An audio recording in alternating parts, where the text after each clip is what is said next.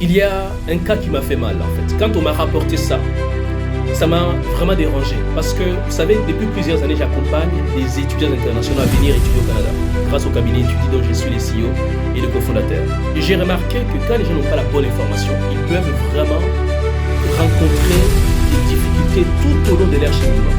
Et les cas qui nous ont été rapportés, c'est un étudiant qui a essuyé un refus de permis d'études. Ensuite, il a voulu en savoir un peu plus pourquoi ça n'a pas marché. Il nous a contactés. Nous lui avons dit, évidemment, la lettre des refus indique tout simplement des prétextes de refus. Ça commence par la fameuse phrase « Je ne suis pas convaincu que vous allez quitter les territoires après vos études. Je ne suis pas convaincu que vous avez la capacité financière suffisante. » ainsi de suite. Mais ce ne sont pas les vraies raisons. Donc, en nous contactant, nous avons dit à ces clients d'abord de faire la demande d'accès à l'information. Pourquoi?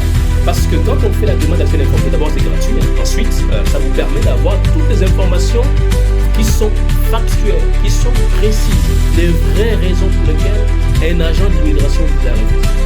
Et donc, on a fait cette demande d'accès à l'information en accompagnant ces clients-là. Résultat, dans un mois, il a obtenu effectivement la lettre qui lui disait, en fait, si on lui a refusé le permis d'études, c'est parce qu'il avait été refusé aux États-Unis lorsqu'il a fait la demande du visa. Et donc, le fait qu'il ait été refusé aux États-Unis, et automatiquement, le Canada l'a aussi refusé. Pourquoi? Parce que le Canada et les États-Unis partagent un système de collaboration d'information. Donc c'est pour cela que si vous avez commis un meurtre aux États-Unis, vous ne pouvez pas rentrer au Canada.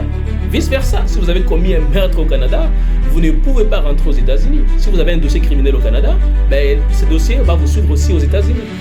Et donc j'ai dit aux gens, c'est important de faire l'analyse de toute cette situation avant de commencer à déposer la demande du permis d'études. Faites-vous accompagner. www.étudie.ca. Mais en attendant, abonnez-vous à la chaîne. À très bientôt.